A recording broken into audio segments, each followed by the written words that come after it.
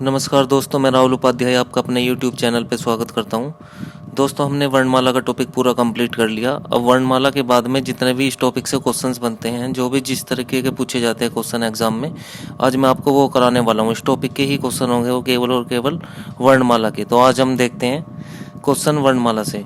तो question number 1 है, आपको दिख रहा है इसमें, भाषा की सबसे छोटी इकाई है। भाषा की सबसे छोटी इकाई यानी कि सबसे पहली जो इकाई है वो कौन सी मानी जाती है भाषा की। तो इसमें ऑप्शन में ए में है शब्द, व्यंजन, स्वर और वर्ण। तो दोस्तों, जो मानी जाती है ना, देखो शब्द तो बहुत बड़ा हो गया, ठीक है, तो वर्ण सबसे छोटा है, इसलिए इसको हम सबसे छोटी इकाई मानते हैं। ये आपको ऑप्शन ए में, डी में दिखाई दे रहा होगा, सॉरी, डी ऑप्शन इसका राइट आंसर होगा। नेक्स्ट हम क्वेश्चन की बात करते हैं, वर्णमाला कहते किसे हैं। ठीक है, वर्णमाला कहते हैं, किसको कहते हैं। मैंने आपको बताया था कि ये बहुत ज़्यादा क्वेश्चन पूछा जाता है। शब्द के समूह को, वर्णों के संकलन को, शब्द गणना को, या वर्णों के व्यवस्थित समूह को। जब मैंने ये टॉपिक आपको कराया तो पहले ही क्वेश्चन में ये बताया था मैंने आपको कि वर्णमाला की परिभाषा क्या है। तो वर्णों के व्यवस्थित समूह को ही हम वर्णमाला कहते हैं। तो ये आपका जो है डी ऑप्शन राइट ऑप्शन होगा।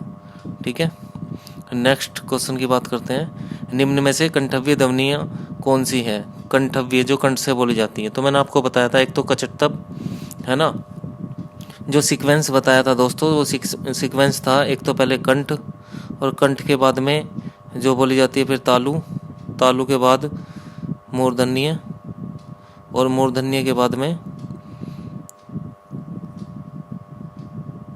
दंतीय, और दंत के बाद में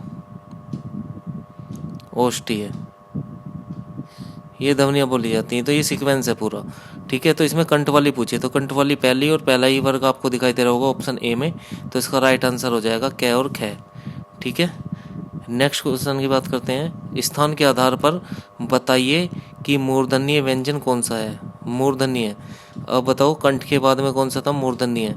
अब कंठ के बाद में मूर्धन्य आता है, सॉरी, कंठ के बाद में तालु, और तालु के बाद में मूर्धन्य आता है। तो कंठ के बाद में ये कंठ वाला तो कै वर्ग है, और फिर इसके बाद में तालु वाला च वर्ग है, और फिर ट वर्ग, त वर्ग और पै वर्ग। अब इन्हीं में से देख लेंगे हम। इसने पूछा है मूर्धन्य, तो ये वाला कंठ हो गया, ये तालु हो गया, और यहाँ पे मूर्धन्य होगी। तो ट वर्ग का जो भी होगा, ट, ठ, ड, ढ, तो ये ऑप्शन सी इसका राइट आंसर होगा दोस्तों, क्योंकि इसमें मूर्धन्य पूछा है हमसे। नेक्स्ट क्वेश्चन की हम बात करें तो नेक्स्ट क्वेश्चन है हमारा, निम्न में से अल्पप्राण कौन से होते हैं। तो दोस्तों देखो, अल्पप्राण के बारे में मैं आपको बता देता हूँ कि अल्पप्राण क्या होते हैं। अल्पप्राण जितने भी ये हैं, आपका जो कचटतप, गजडदब और जितने भी स्वर हैं वो, और साथ में इनके अंतस्थ व्यंजन, ये सारे के सारे क्या होते हैं, ये अल्पप्राण होते हैं। चलो मैं इसके बारे में आपको थोड़ा बता देता हूँ। यहाँ पर ले लेते हैं इसको, फिर मैं अच्छे से आपको समझा पाऊँगा। देखिए दोस्तों, ये वाला जो है, मैंने आपको इसके सामने ये दो चीज़ें लगा रखी हैं। एक तो ये वाला आपका जो है अल्पप्राण हो जाएगा दोस्तों।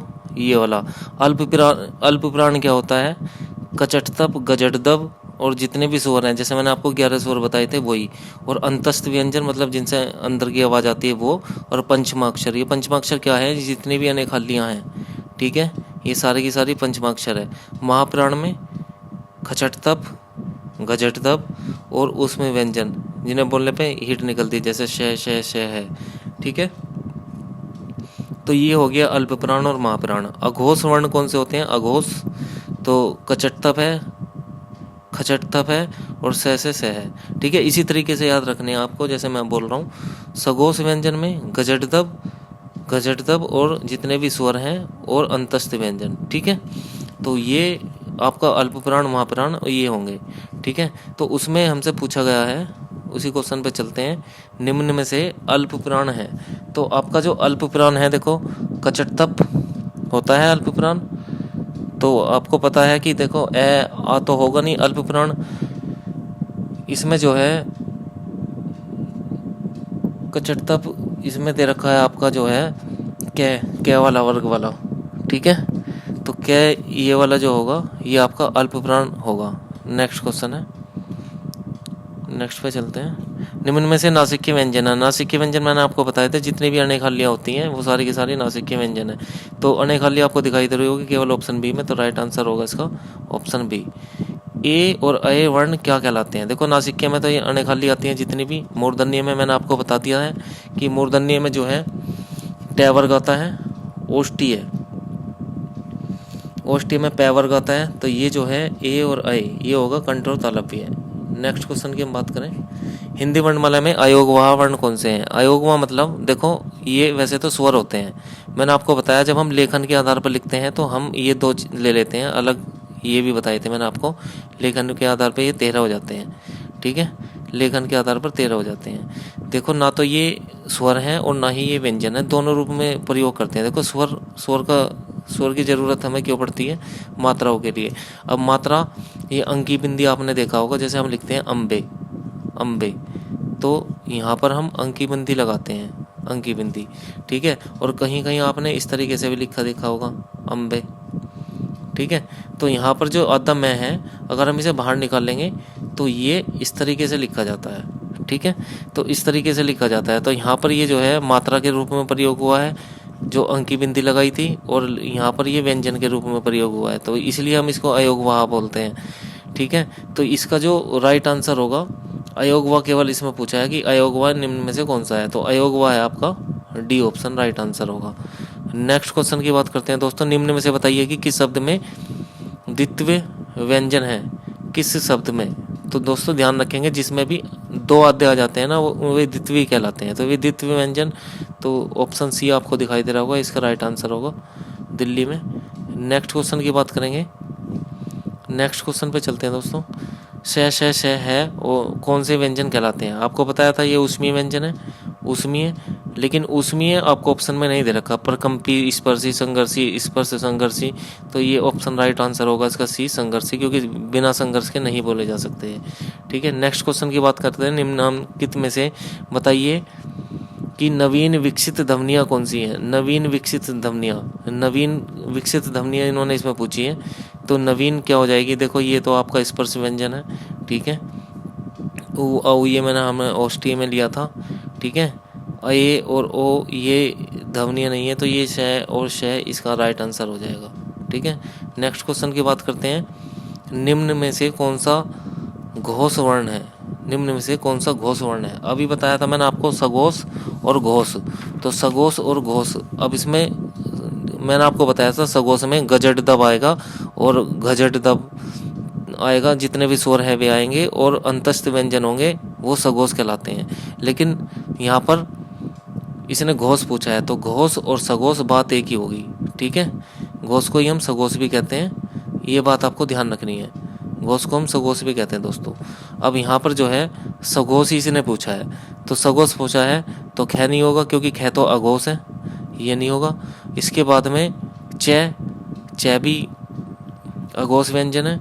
इसके बाद में मैं, जो मैं है दोस्तों वो भी हम इसमें नहीं लेंगे, थ, हाँ ये थ हो जाएगा इसमें, ठीक है। क्योंकि थ जो है मैंने आपको बताया, देखो सघोष में जो भी, सॉरी ये थ भी अघोष है, और हमसे क्या पूछा है सघोष, तो इसका मैं हो जाएगा राइट आंसर। नेक्स्ट क्वेश्चन की बात करते हैं, क्योंकि मैंने वो आपको चार्ट दे रखा है, उसी से आप नोट्स बना के उसे इसी तरीके से याद रखना, कई बार लिख के देखना, तो ये याद हो जाएंगे, ठीक है। नेक्स्ट क्वेश्चन की बात करते हैं हम, कौन सा अमानक वर्ण है? अमानक, ये एक नया क्वेश्चन है दोस्तों, ये ज़्यादातर पूछा नहीं गया, लेकिन मैंने इसमें नया है, ये एक आध बार से पूछा जा रहा है, इसलिए मैंने इसमें ले लिया है। तो ये ऑप्शन सी इसका राइट आंसर होगा, मैं को बोलते हैं अमानक, ठीक है। नेक्स्ट क्वेश्चन की बात करें, अब देखो कै गै जै फै ध्वनियाँ किसकी हैं? तो ये जो है ये अरबी फारसी की है, अरबी फारसी भाषा की। नेक्स्ट क्वेश्चन की बात करते हैं हम, हिंदी में मूलतः वर्णों की संख्या कितनी है? ये बिल्कुल आसानी से मैंने आपको बताया था स्टार्टिंग में ही कि इंग्लिश में कितनी होती है 26, और 26 की दुगनी कितनी होती है 52, तो 52 हिंदी में होती है, राइट आंसर सी।